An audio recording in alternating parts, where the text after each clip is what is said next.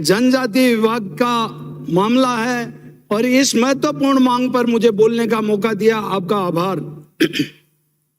सभापति महोदय, मैं मेरी विधानसभा की बात करूंगा क्योंकि थोड़ी देर बाद में आप बैठने के लिए कहेंगे कि मेरे विधानसभा क्षेत्र के अंदर आज भी इतनी अनियमितता हो रही है इस सरकार के अंदर। सभापति महोदय, मेरी विधानसभा की ग्राम पंचायत बारापाल, जिसके अंदर निचला कोयरा के अंदर प्राथमिक विद्यालय है और उस विद्यालय के अंदर 110 बालिकाएं अध्ययन कर रही है।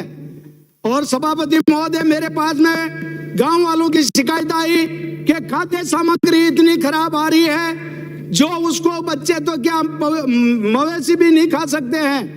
सभापति महोदय, मंत्री महोदय से मैं आपके माध्यम से पूछना चाहता हूं कि आप आदिवासी के आप जनप्रतिनिधि और मंत्री हो, हमारे आदिवासियों का खाद्य सामग्री के अंदर ऐसी अनियमितता हो जो मवेशी भी नहीं खा सकता, ऐसे गेहूं मेरी बारापाल की पंचायत का निचला कोयरा प्राथमिक विद्यालय में मतलब ऐसा गेहूं दे रहे हैं।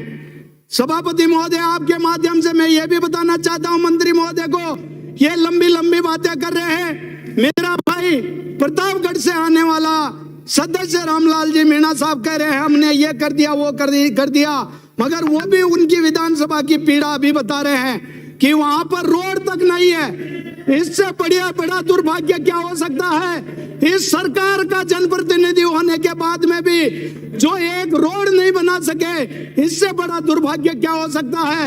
और तो और हमारे प्रधानमंत्री जी ने जो लाइट के लिए वास्तव में दीनदयाल ज्योति योजना के माध्यम से हर घर को जोड़ने का काम किया था, सरकार बदल गई, मगर आज भी हमारे रामलाल जी सदस्य महोदय ये कह रहे हैं कि आज भी हमारे लाइट नहीं है। सभापति महोदय, रामलाल जी से मैं ये पूछना चाहता हूँ कि आप आदिवासियों की बात करने वाले 4 साल आप कहाँ चले गए? 4 साल में भी आप उस आदिवासी को लाइट नहीं दिला सके, इससे दुर्भाग्य हमारा जनजाति का क्या हो सकता है? सभापति महोदय, उस मेरी निचला कोयरा की स्कूल के अंदर 110 बालकों में 2 कमरे हैं, वो भी एक तो क्षतिग्रस्त है और एक कमरे के अंदर विद्यालय का जो महत्वपूर्ण दस्तावेज भी उसमें है और खाद्य सामग्री भी उसमें है और एक ही कमरे के अंदर पहली और दूसरी के बालक उसमें अध्ययन कर रहे हैं, तीसरी चौथी और 5वीं के बालक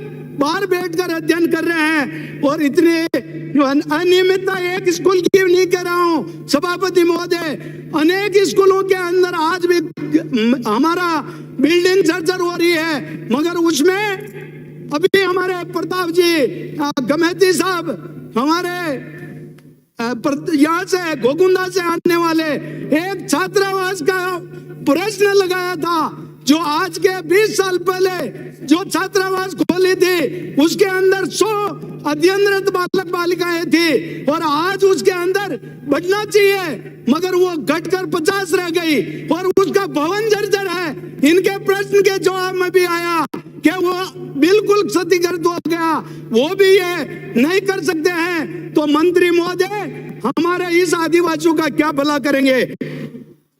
सभापति महोदय, आपके माध्यम से मैं पूछना चाहता हूं कि वास्तव में बहुत अच्छा काम किया कि इंग्लिश मीडियम स्कूल तो आपने खोल दी, मगर उसके अंदर हिंदी मीडियम का आपने कोई प्रावधान नहीं किया और यही बारापाल स्कूल के अंदर हमारे बालक जो हिंदी मीडियम पढ़ने वाले आज वो 10-10, 15-15 किलोमीटर जाने की वजह से पढ़ाई छोड़कर घर बैठ गए। सभापति महोदय, आपके माध्यम से मैं जानना चाहता हूं कि वास्तव में आपके ही सरकार के इसी पंचायत से प्रमुख भी रह चुके, 2-2 बार 3-3 बार उसी पंचायत से एमएलए रह गए, मंत्री रह गए, 2 बार प्रधान रह चुके, मगर उस पंचायत का कांग्रेस के जनप्रतिनिधि भला नहीं कर सकते, तो ये दूसरे की क्या भला करेंगे? सभापति महोदय,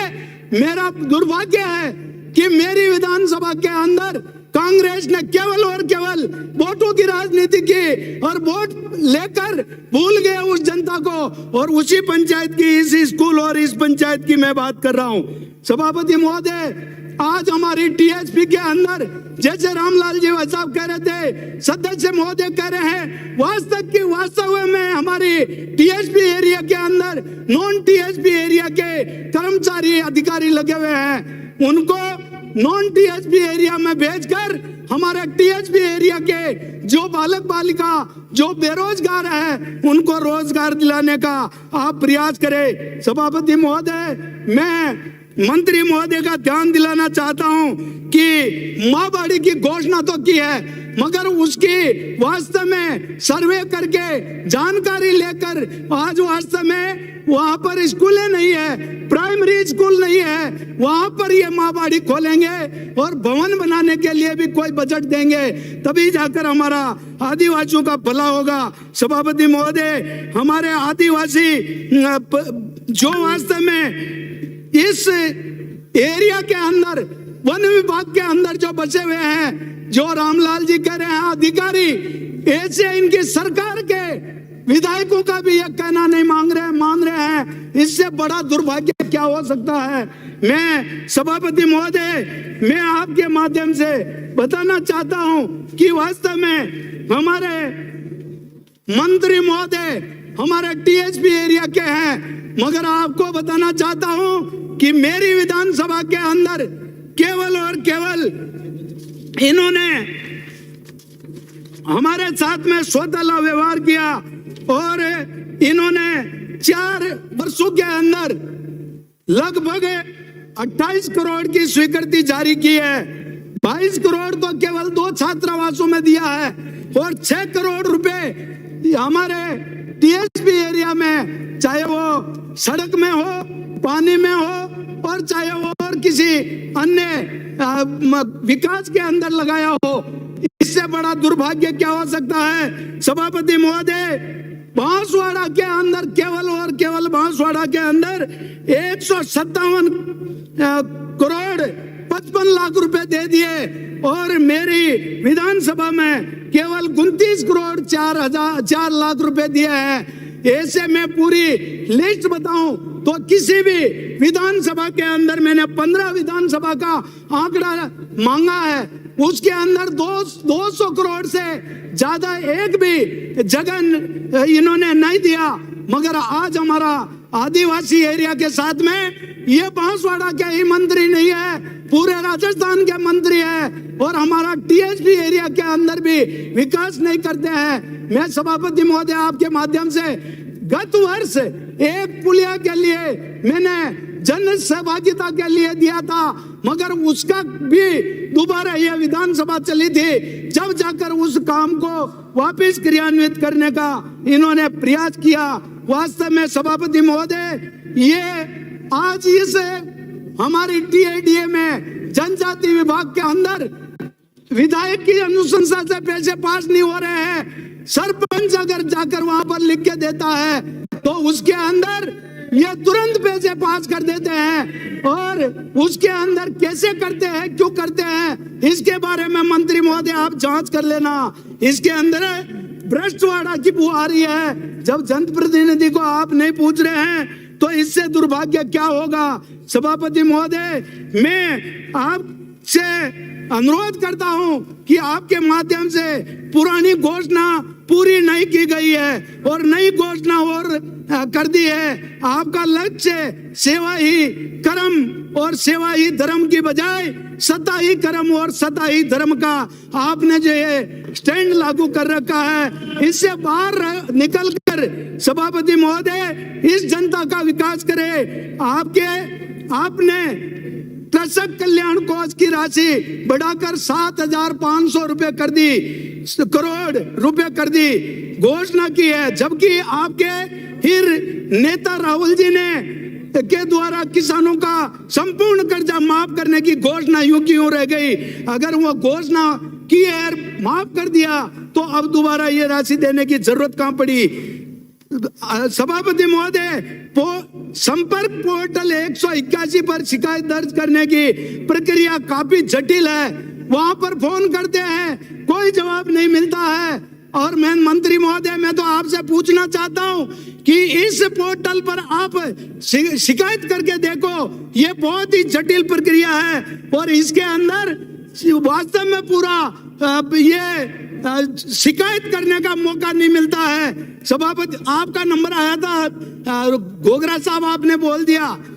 सभापति महोदय, जनजाति वर्ग में कामकाजी महिलाओं की संख्या बहुत ज्यादा है, अतः उनकी सुविधाओं के लिए सुरक्षा संबंधित प्रावधान विशेष तौर पर किया जाए। सभापति महोदय, अपनी गद्दी बचाने के लिए हर योजना का इंदिरा जी और राजीव जी के नाम पर करना आपकी मजबूरी भले ही हो सकती है, मगर एकलव्य जी, भीलू राणा, पूजा टांटिया जी, भील, नाना भाई, सेंगा भाई, गोविंद गुरु, मोतीलाल तेजावत, रतनलाल जी मीणा, इनके नाम से भी एक अगर आपकी योजना का नाम रख देते तो मैं समझता कि आप वास्तव में आदिवासियों का भला करने वाले हैं। सभापति महोदय, मैं मंत्री जी को बताना चाहता हूं, शिल्प, लघु एवं सूक्ष्म दोनों को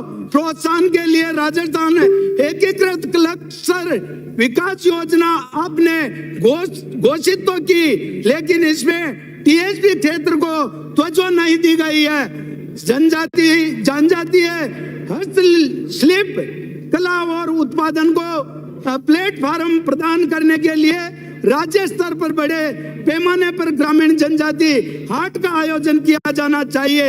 उदयपुर जिले के कोटला में आदि महोत्सव और मिशन कोटला को जिस तरह से जिला कलेक्टर ताराचंद जी मीणा साहब ने लागू किया, उसी तरह मॉडल बनाकर राजस्थान में जनजाति क्षेत्र पर विशेष फोकस कर विकास करना चाहिए।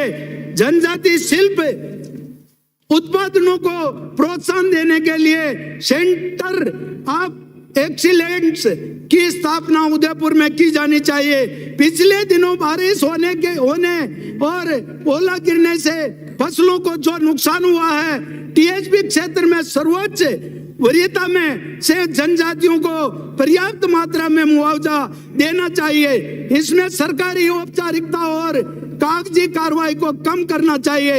नई बस चालू करने की घोषणा करते हो और पुरानी बस को बंद कर देते हो।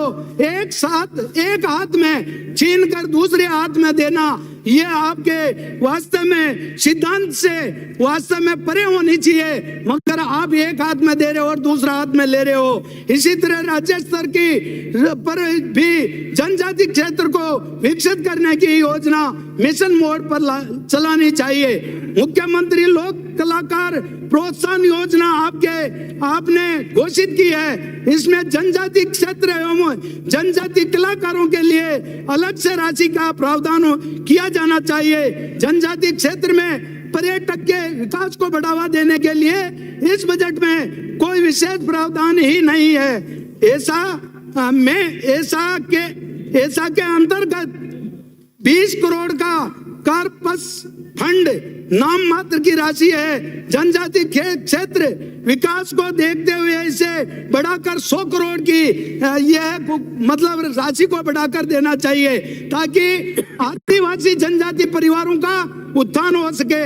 आपने परीक्षाओं में बायोमेट्रिक मशीन लगाकर फर्जी परीक्षार्थियों को रोकने का विश्वास दिलाया है, लेकिन जनजाति विभाग के हॉस्टलों में जो बायोमेट्रिक मशीनें पड़ी हुई है, उनका क्या हो रहा है? उनको ठीक करने का आपके पास समय नहीं है, वो तो धूलखारी है। जनजाति छात्रावासों का आप इसको जानकारी लेकर इनका देख रेख करें और मशीनों को ठीक करवाए। जनजाति युवाओं को शराब और नशे की लत से बचाने के लिए नशा मुक्ति केंद्र जनजाति क्षेत्र में अधिक संख्या में खोले जाए।